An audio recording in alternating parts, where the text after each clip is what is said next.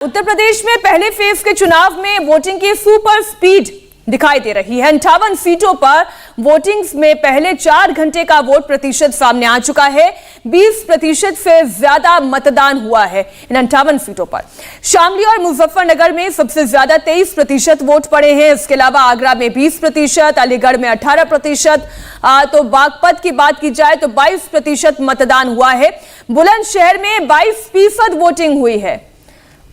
गौतम बुद्ध नगर में 18% वोट पड़े हैं, तो वहीं गाजियाबाद में 17%, मथुरा में 20%, मेरठ में 18% वोटिंग, 19% वोटिंग हो गई है। इस वक्त की बड़ी खबर आपको बता रहे हैं कि कहां पर कितने जिलों में कितने प्रतिशत मतदान हुआ है। तस्वीरें आपके सामने आंकड़ों के साथ एक एक करके हम आपके सामने रख रहे हैं। बुलंदशहर में 22% मतदान हुआ है, गौतम बुद्ध नगर में, गाजियाबाद में 17%, मथुरा में 20%। तो पहले फेज के चुनाव में 4 घंटे में 20% से ज्यादा वोट पड़ चुके हैं। और अब मुजफ्फरनगर की बात करें तो यहां पर वोट प्रतिशत सबसे ज्यादा 23% है। आगरा की तस्वीर देखिए, आगरा में 20.4% मतदान हुआ है। आगरा की फाइट भी बड़ी दिलचस्प फाइट है, इसकी भी एक एक रिपोर्ट हम आपके सामने रखेंगे। आगरा के बाद आगे बढ़ते हैं अलीगढ़ की, मुस्लिम बाहुल इलाका। यहां पर अलीगढ़ मुस्लिम यूनिवर्सिटी के जो पूर्व छात्र संघ अध्यक्ष रहे हैं वो भी इस वक्त चुनावी मैदान में है। 17.9% मत यहां पर अभी पड़ चुके हैं। बागपत की बात की जाए, जाट बहुल इलाका, किसान बहुल इलाका, यहां पर 22.2% मत पड़ चुका है। बागपत के बाद आगे बढ़ते हैं और बात बुलंदशहर की, 21.6% मतदान बुलंदशहर में हुआ है।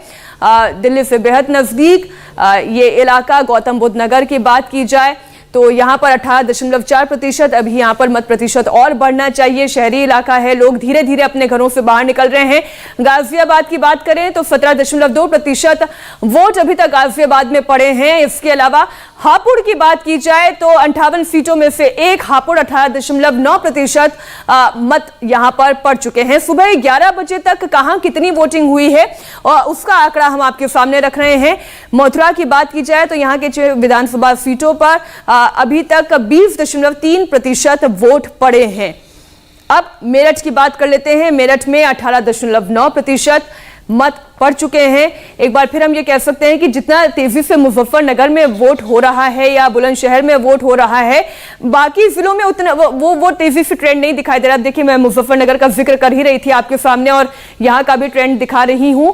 22.6% मत मुजफ्फरनगर में पड़ चुके हैं। शामली की बात की जाए, एक बार फिर ऐसा इलाका जहां पर किसान और जाट जो है बड़ी संख्या में डिसाइडिंग फैक्टर माने जाते हैं, यहां पर भी 22.8% वोट पड़ गया है। अब आज जिन 58 सीटों पर वोट पड़ रहे हैं वो जाट और मुस्लिम बहुल इलाके हैं। अब हम आपको बताते हैं कि जाट बहुल और मुस्लिम बहुल सीटों पर वोटिंग की रफ्तार कैसी है।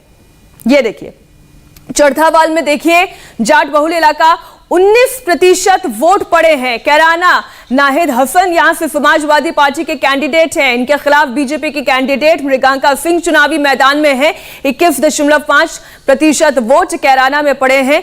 तो ये दो इलाकों की तस्वीर हमने आपके सामने रखी। अब छपरौली और किठौर की बात करें तो छपरौली में 20.6% मत पड़ चुका है।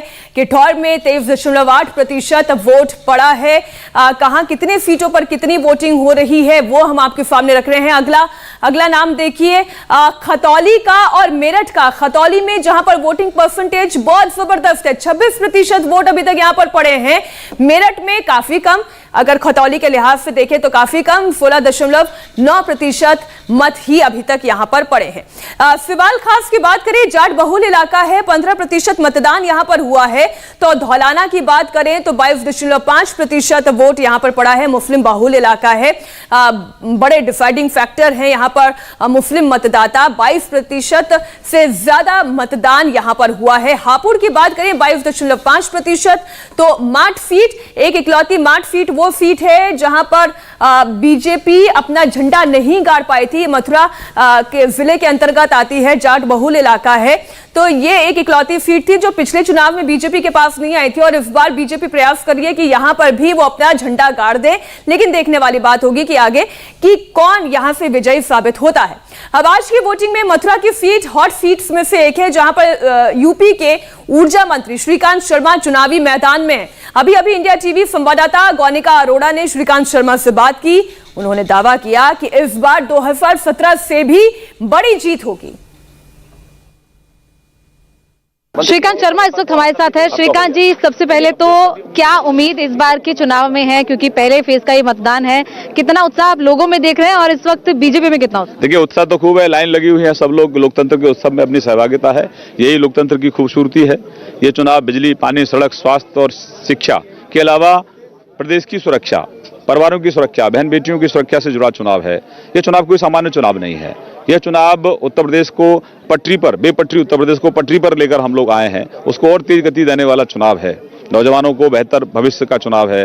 हमारे जो छोटे बच्चे हैं उनको अच्छा वातावरण मिले, अच्छा माहौल मिले, ये उसका चुनाव है।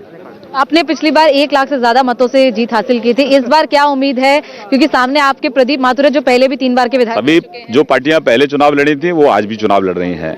जनता का चुनाव है, जनता ने मन बनाया है कि अब हमारे मथुरा में विकास हुआ है और अब हम लोग विकास को वोट करेंगे, हम लोग कमल को वोट करेंगे। मैं जब आया था उत्तर प्रदेश में, जब मैं ऊर्जा मंत्री बना तो पूरे प्रदेश में अंधेरा रहता था, गलियों में अंधेरा रहता था, सड़कों पर अंधेरा था, गांव में अंधेरा था। हम लोग गांव के रहने वाले हैं, बिना बिजली के कैसे रहा जाता है ये हमसे ज्यादा कोई नहीं जानता।